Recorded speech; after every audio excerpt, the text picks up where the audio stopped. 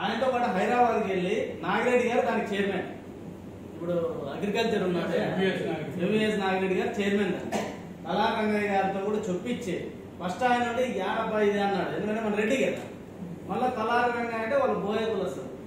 ఆయనకి సార్ మీరన్నా చెప్పండి అంటే ఆయన ఒక మాట చెప్పాడు, సార్ రెడ్లు నిజంగానే ఇబ్బందుల్లో ఉన్నారు, అందరికీ పెడతారు కార్పొరేషన్లు, రెడ్డి కూడా పెట్టండి అంటే అప్పుడు మేనిఫెస్టోలో పెట్టారు. అది ఆయన దృష్టికి వెళ్ళింది కాబట్టి కిందాలు ఏం చేస్తున్నాం పడేసి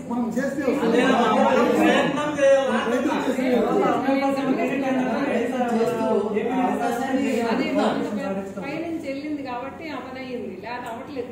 నేను ఎగ్జాంపుల్ చెప్తాను చూడమ్మా, మేమంతా ఆ రోజు తలారి రంగయ్య మన కులం కాదు, కానీ ఆయన దగ్గర పోయి మేము ప్రెజర్ పెట్టి అక్కడ విజయవాడ హైదరాబాద్ కి లోటస్ పాండ్కి ఆయనతో పాటు పోయి ఆయన ఈ రోజు కుదరదు అంటే మళ్ళీ ఆ హోటల్ తీసుకొని ఉండి మరుసటి రోజు కలిసి ఆయనతో ప్రెజర్ పెట్టించి చేయడం వల్ల మన కార్పొరేషన్ అనేది మేనిఫెస్టోలో వచ్చింది.